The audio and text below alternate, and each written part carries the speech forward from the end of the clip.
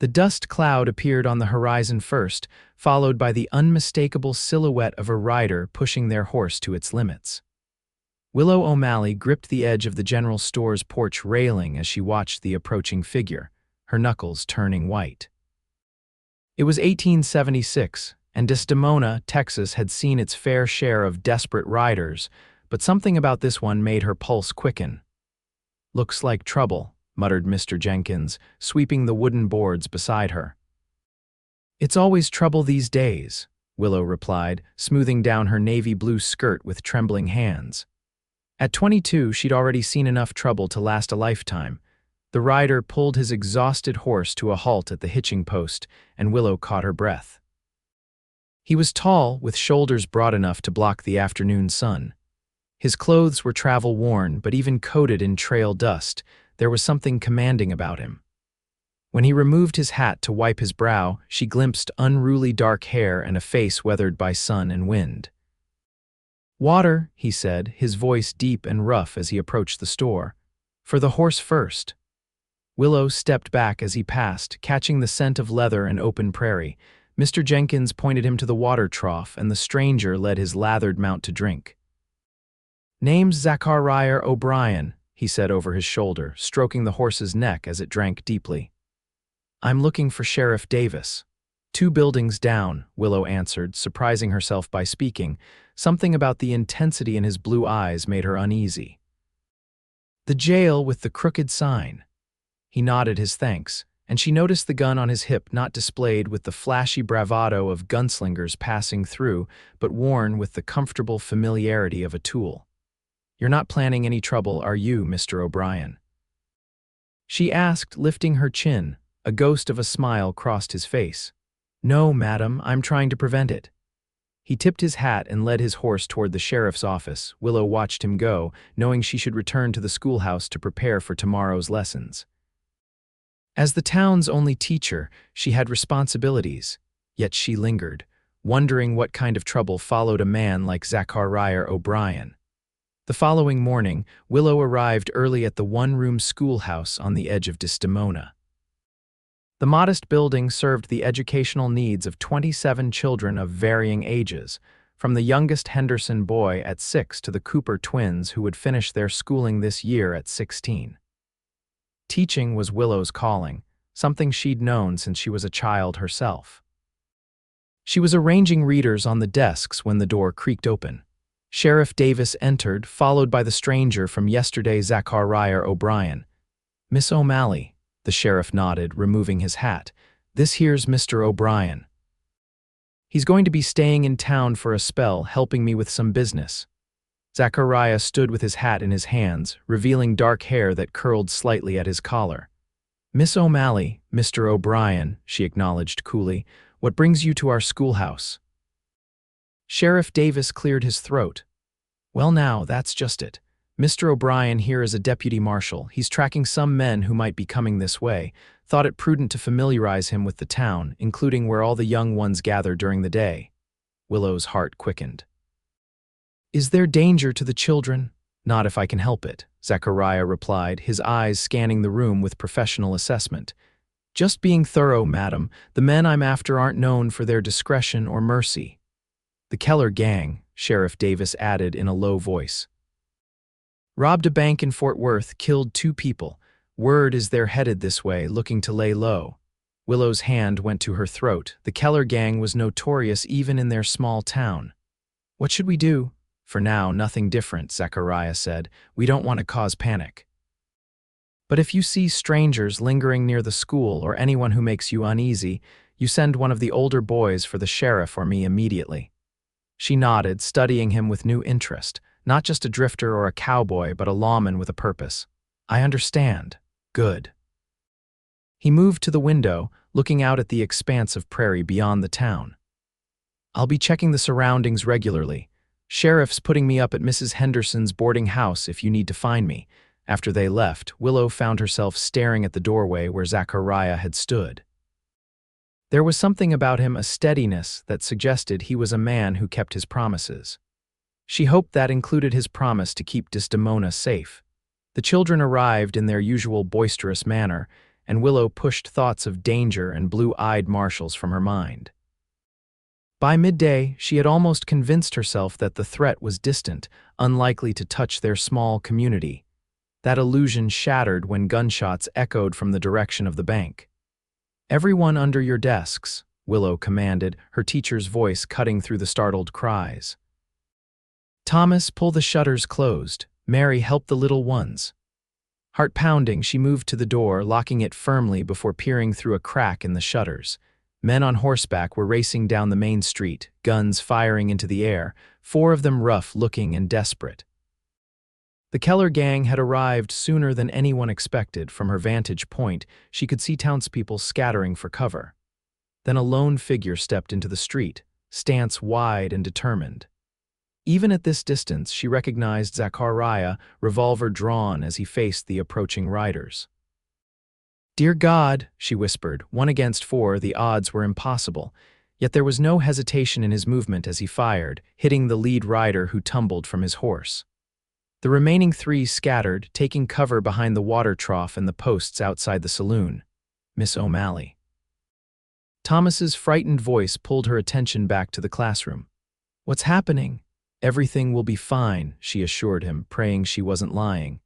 "Everyone stay down and quiet." More shots rang out. Sheriff Davis had appeared from the jailhouse, providing Zachariah with cover fire.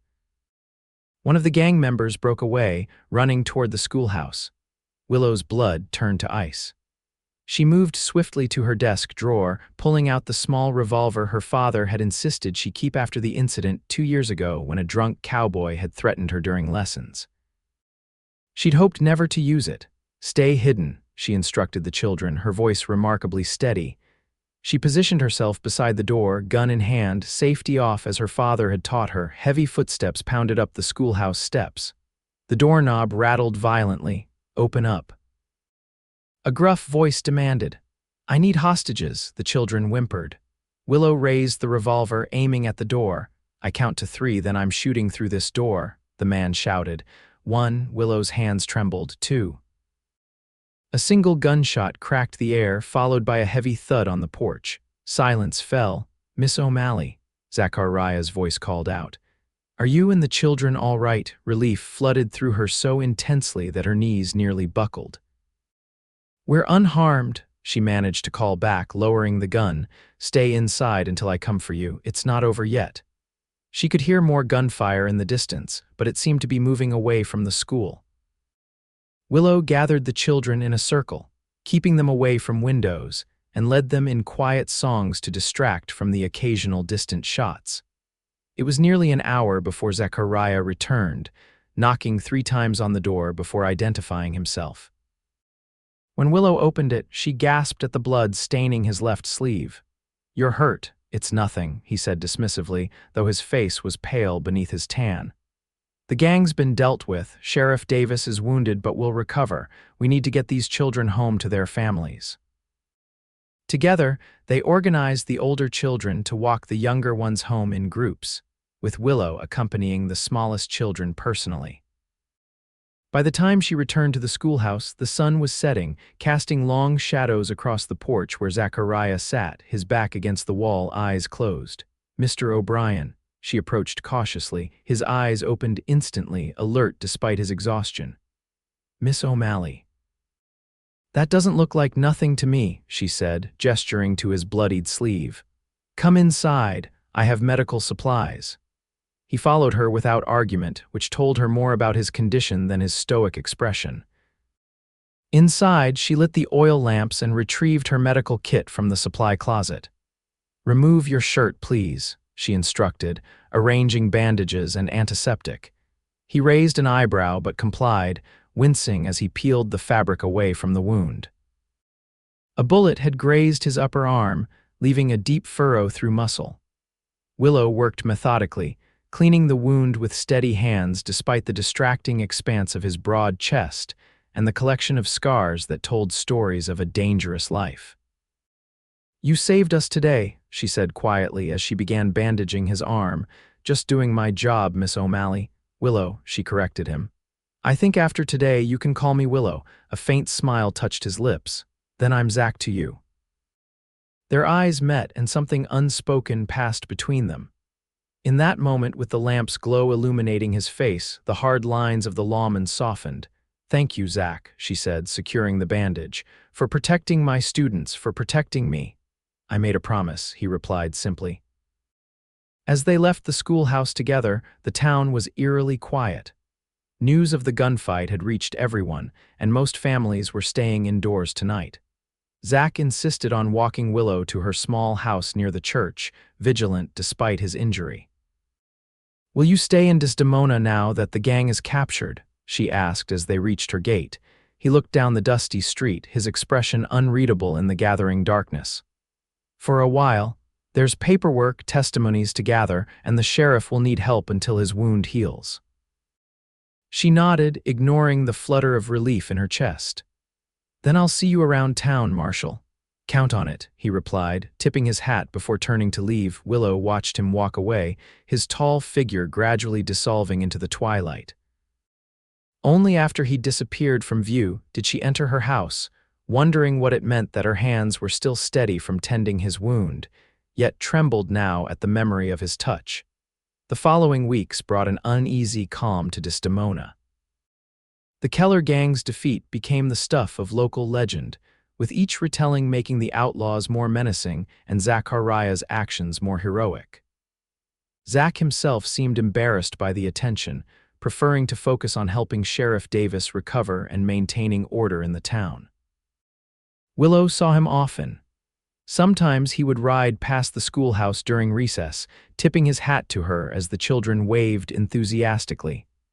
Other times, they would encounter each other at the general store or after Sunday services.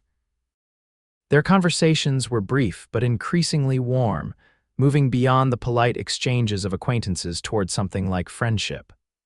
One evening in late May, as Willow was closing up the schoolhouse after preparing for the next day's lessons, she heard hoofbeats approaching. Zach dismounted from his chestnut gelding, looking more relaxed than she'd ever seen him, in a clean blue shirt and his least dusty pair of trousers. "Evening, Willow," he called, securing his horse to the hitching post. "Marshal," she replied with a smile, "what brings you out this way?" "Thought I might walk you home," he said, climbing the steps to join her on the porch. "If you don't mind the company." She locked the schoolhouse door, oddly conscious of her simple brown dress and hair that had begun escaping its pins after a long day. "I'd welcome it." They walked slowly, the setting sun painting the prairie grass gold around them. Cicadas hummed in the gathering dusk, and somewhere distant, a coyote called. "Sheriff's thinking of making me his permanent deputy," Zach said after a comfortable silence. "Asked me this morning." Willow glanced at him, surprised. "What did you tell him?" "That I'd think on it." He adjusted his hat, eyes on the horizon. "Been a marshal for 8 years now, moving from town to town, tracking outlaws, never stayed anywhere longer than it took to finish a job. And now—" She prompted when he fell silent. His eyes met hers, something vulnerable in their blue depths. "Now I'm wondering what it might be like to put down roots, have a place to come back to." The implication hung in the air between them, unspoken but unmistakable. Willow's heart quickened. "Desdemona's not much compared to the places you've seen," she said carefully. "It has its attractions," he replied, his gaze steady on her face. They reached her gate too soon. As she turned to bid him good night, he spoke again. "There's a social at the Henderson farm Saturday evening. Dancing, food, the usual celebration since the dangers passed." He rubbed the back of his neck, a surprisingly boyish gesture from a man so composed. "Would you consider attending with me?" Willow hesitated. After what had happened with Thomas Blackwell 2 years ago, his public declaration at a similar social, followed by humiliation when she discovered his engagement to a girl in Austin, she'd avoided such gatherings. "I don't dance," she said firmly, the response automatic. Zach's mouth curved into a gentle smile.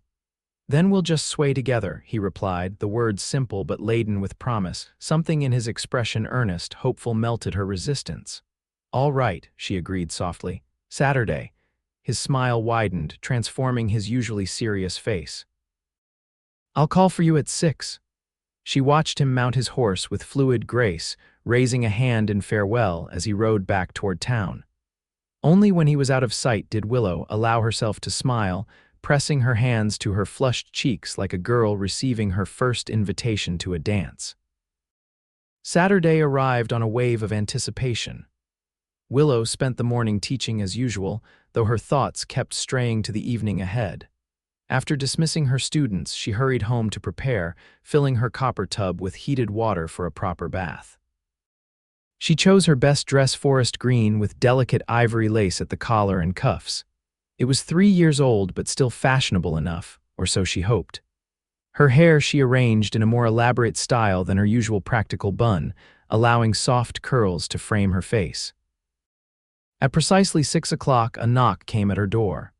When she opened it, she found Zach standing on her porch, hat in hand, looking so different that she momentarily stared. He wore a black suit with a crisp white shirt, his dark hair neatly trimmed, face freshly shaved. Only his well-worn boots remained from his usual attire. "You look beautiful," he said, the admiration in his eyes making her blush. "You clean up rather well yourself, Marshal," she replied, finding her voice. He offered his arm, and she took it, feeling the solid strength beneath the fine fabric of his suit. They walked to where he'd left a buggy waiting borrowed from the livery stable for the occasion. The Henderson farm was ablaze with lanterns when they arrived, the barn cleared for dancing while tables of food lined one wall. It seemed half the county had turned out, eager for celebration after the tension of recent weeks. Mrs. Henderson greeted them warmly, her knowing look when she saw them together making Willow's cheeks warm again. Soon they were surrounded by well-wishers, many eager to shake Zach's hand and thank him for his role in defeating the Keller gang. As the fiddles struck up a lively tune, couples moved to the center of the barn. Zach looked at Willow questioningly. "I meant what I said," she reminded him. "I don't dance." "And I meant what I said," he countered, taking her hand gently. "We'll just sway." He led her to the edge of the floor where it was less crowded. His hand settled respectfully at her waist, the other holding hers with surprising tenderness for a man whose hands were calloused from years of riding and shooting. Slowly they began to move, not following the complicated steps of the dance but simply swaying to the rhythm of the music. "See," he murmured, "not dancing at all." Willow laughed softly, relaxing into his guidance. "A fine distinction, Marshal, important one," he insisted. "A man should keep his word."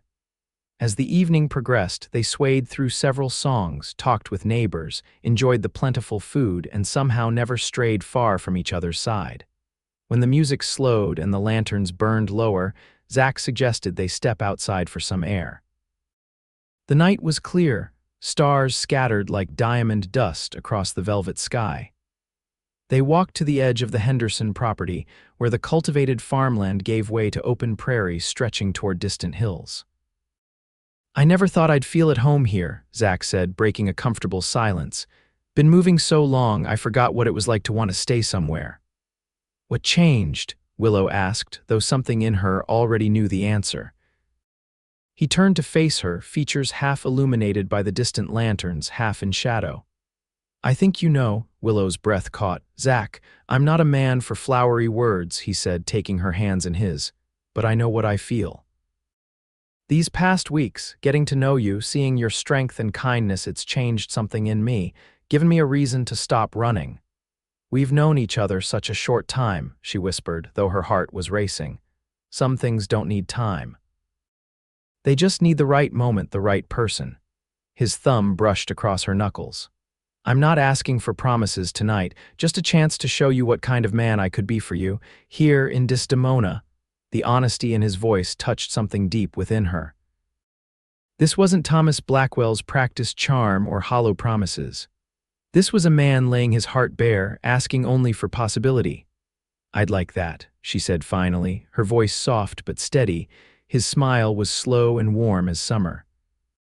Gently, he raised one hand to her cheek, giving her every chance to pull away before he leaned down to press his lips to hers in a kiss as tender as it was brief. When they returned to the barn, they didn't rejoin the dancers. Instead, they sat on a bench near the door, her hand in his, watching the celebration with the quiet contentment of people who had found something precious and unexpected. As summer deepened over Desdemona, Zachariah O'Brien became a fixture in the town.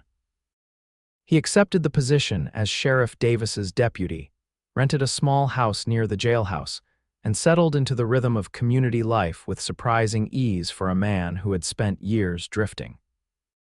The townsfolk, initially wary of the intense marshal who had brought violence to their streets, gradually warmed to the steady, fair-minded deputy who helped resolve disputes, kept order on Saturday nights when the Cowboys came to town, and seemed to genuinely care about their well-being. For Willow, the summer passed in a golden haze. Each day brought teaching duties and household responsibilities, but also moments with Zach that she treasured: evening walks along the creek, Sunday picnics after church, quiet conversations on her porch swing. They were courting properly, under the approving eyes of the town matrons, and with Sheriff Davis acting as an informal chaperone. As July turned to August, bringing relentless heat that shimmered above the Texas plains, Willow found herself looking forward to the fall term with mixed emotions. She loved teaching, but the summer's freedom to spend time with Zach would be curtailed by longer school hours. One sweltering afternoon, she was arranging her classroom for the new term when Zach appeared in the doorway, looking troubled. "What's wrong?" she asked immediately, setting down the books she'd been organizing. He removed his hat, running a hand through his hair. "Just got a telegram from Fort Worth. There's trouble brewing. A cousin of the Keller brothers has been making threats, gathering men. They're worried he might come looking for revenge." Willow's stomach clenched. "Here, in Desdemona, it's possible." He crossed to her, taking her hands. "I don't want to worry you unnecessarily, but I needed you to know, to be vigilant, especially with the children." She nodded, the familiar fear rising again. "When will they come?" "Maybe they won't," he said, though his expression suggested otherwise. "But I've asked for additional support from the Rangers. In the meantime, Sheriff Davis and I are organizing town men into patrols." That night, Willow barely slept, memories of the previous confrontation haunting her dreams. The next day, Zach and the sheriff called a town meeting at the church, explaining the potential threat and outlining precautions. Willow watched the faces of her neighbors change from disbelief to fear to determination. This was their home, and they would defend it. For 2 weeks, the town existed in a state of tense readiness. Men took turns patrolling, women kept children close, and everyday activities were conducted with one eye on the horizon. Zach was everywhere, organizing, planning, reassuring, yet he still found time each day to check on Willow personally. On the day the school term was scheduled to begin, Willow woke before dawn, her decision made. She dressed carefully and walked to Zach's small house, knowing he would be awake despite the early hour. When he opened the door, surprise registered on his tired face. "Willow, is everything all right?" "No," she said firmly. "Nothing is all right. We're living in fear, waiting for violence to find us again. I can't start the school term like this, not with children at risk." He ushered her inside, concern evident in every line of his body.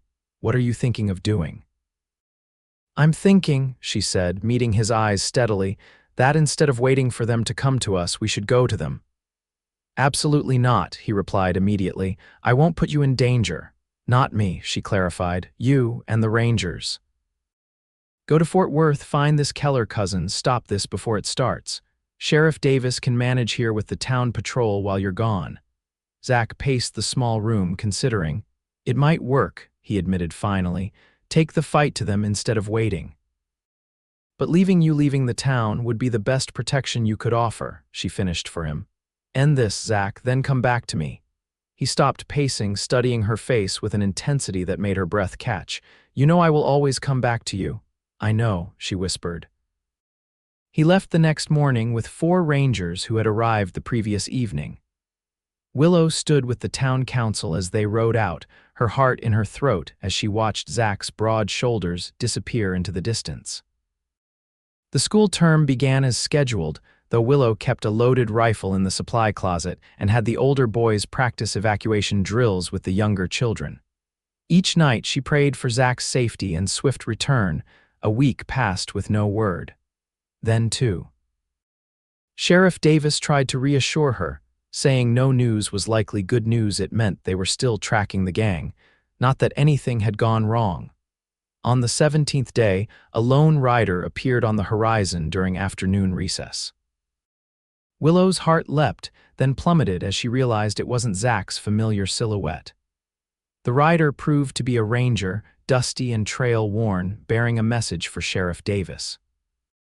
Willow dismissed her class early and hurried to the sheriff's office, propriety forgotten in her desperation for news.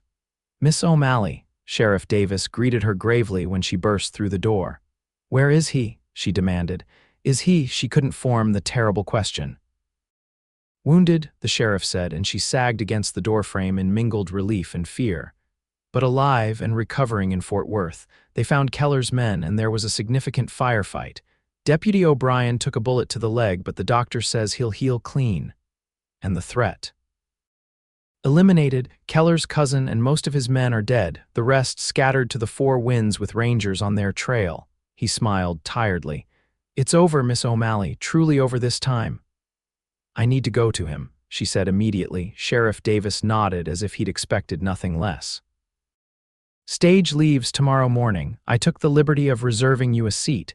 Mrs. Henderson has agreed to cover your classes for a few days." Willow's eyes filled with tears of gratitude. "Thank you." The journey to Fort Worth was the longest of Willow's life, despite being only a day's travel. When she finally arrived at the doctor's residence where Zach was recovering, her heart was pounding so hard she feared it might burst from her chest. A kindly housekeeper showed her to a small room at the back of the house. When she entered, Zach was sitting up in bed, his leg heavily bandaged, his face pale but his eyes lighting up at the sight of her. "Willow," he breathed, reaching for her. She flew to his side, taking his outstretched hand in both of hers. "You scared me half to death," she scolded, even as tears of relief spilled down her cheeks. "I'm hard to kill," he said with a shadow of his usual smile, "and I had a powerful reason to stay alive." She pressed her lips to his knuckles, propriety forgotten. "Don't ever do that to me again." "No, madam," he agreed solemnly. "Though technically this was your idea." She laughed through her tears, and something shifted between them, fear giving way to certainty, worry to joy. "The doctor says I can travel in another week," he told her, his thumb tracing patterns on her palm. "Then I'm coming home to Desdemona. To you." The word home had never sounded so right. True to his word, Zach returned to Desdemona the following week, limping but otherwise recovered. The town welcomed him as a hero, and life gradually returned to its normal rhythms. School continued, seasons changed, and Willow and Zach's courtship deepened into something neither could imagine living without. On Christmas Eve, with snow dusting the Texas prairie in a rare white Christmas, Zach asked Willow to marry him. They were walking home from the church service, the stars brilliant overhead, when he stopped beneath the old oak tree at the edge of town. "I had a whole speech prepared," he admitted, taking a small box from his pocket. "About how you've changed my life, given me a home, made me believe in futures I never thought possible. But standing here with you under these stars, all I can think to say is that I love you, Willow O'Malley. Would you do me the extraordinary honor of becoming my wife?" The ring he offered was simple, a gold band with a small pearl, but to Willow, it was perfect. "Yes," she whispered, her heart too full for more elaborate words. They were married in the spring of 1877, when wildflowers carpeted the prairie and promise hung in the air. The whole town turned out for the celebration, held in the same barn where they had first swayed together almost a year before. After the ceremony, as fiddles played and neighbors danced, Zach led his bride to the edge of the floor. "May I have this dance, Mrs. O'Brien?" he asked, blue eyes twinkling. Willow smiled up at her husband, placing her hand in his. "I don't dance," she reminded him, the words a cherished memory now. "Then we'll just sway together," he replied, drawing her into his arms, "for the rest of our days." And they did, moving together in perfect harmony as the music played on. The years that followed brought changes to Desdemona and to the O'Briens. When Sheriff Davis retired in 1880, Zach was unanimously elected to take his place. Willow continued teaching until the birth of their first child in 1881, a son they named James, after Zach's father. A daughter, Elizabeth, followed 2 years later, and another son, Samuel, in 1885. Willow found new fulfillment in motherhood, though she occasionally substituted at the school when needed. Their home, a comfortable 2-story house they built on the edge of town, became a gathering place for friends and a haven for travelers in need of kindness. The Texas they knew changed around them. Railroads came, bringing new opportunities and challenges. Oil was discovered in the region in the late 1890s, transforming sleepy Desdemona into a boomtown practically overnight. Through it all, Zach maintained order with fair-minded steadiness, earning respect throughout the county. In 1901, for their 25th wedding anniversary, their children organized a celebration at the town hall. As evening fell and music began, Zach found Willow watching their grown son James dancing with his new bride. "They remind me of us," she said softly, leaning into her husband's familiar strength. "Except she actually dances," Zach observed with a chuckle. Willow turned to him, taking in the silver now threading his dark hair, the laugh lines around his eyes, the same steadfast love in his gaze that had been there from the beginning. "I think it's time I confessed something," she said, her voice playful. "I always knew how to dance. I just didn't want to dance with anyone else." Zach's eyebrows rose in surprise. "All these years you've been holding out on me, Mrs. O'Brien, perhaps," she smiled mischievously. "Would you like to see what you've been missing?" Without waiting for an answer, she led him onto the dance floor and into a perfect waltz, her movements graceful and sure. Zach recovered from his surprise quickly, matching her step for step as their friends and family watched in astonishment. "You're full of surprises, even after 25 years, he said, spinning her beneath his arm. "I plan to keep surprising you for at least 25 more, she promised. Later that night, walking home beneath the same stars that had witnessed their beginning, Zach stopped and pulled Willow into his arms for a lingering kiss. "Thank you," he said when they finally parted. "For what?" "For saying you didn't dance that first time," he replied, tucking a strand of hair behind her ear. "If you had, I might never have found the courage to say what was in my heart." "And thank you," she countered, "for not taking no for an answer, for offering to sway when I couldn't dance." They continued home, arms around each other, their steps in perfect rhythm, not quite dancing, not quite swaying, but moving through life together as they had since that fateful summer day when a dusty marshal rode into town and a schoolteacher's heart opened to possibilities she had never dared imagine. In the years that followed, as their children grew and had children of their own, as Desdemona evolved from frontier town to modern community, Willow and Zach remained constants, a love story told and retold, a testament to finding home in another person's arms. When they celebrated their 50th anniversary in 1927, surrounded by 3 generations of family, someone requested their story, how they met, how they fell in love. Zach looked at Willow, her hair now silver but her eyes as bright as ever, and smiled. "It started with a dance that wasn't a dance," he began, taking her hand. "With a brave schoolteacher who claimed she didn't dance and a lonely lawman who'd forgotten how to stay in one place. And here we are, half a century later," Willow finished for him, her voice soft with memory. "Still swaying together." That night, after everyone had gone and the house was quiet, they stood on their porch beneath a star-filled Texas sky so similar to the one that had witnessed their first kiss. Without music except the crickets' chorus and the distant whistle of the evening train, Zach held out his arms. Willow stepped into his embrace without hesitation, and together they swayed in the moonlight, moving to the rhythm of a love that had sustained them through joy and sorrow, peace and danger, abundance and hardship, a love that had, in the end, taught them both how to dance.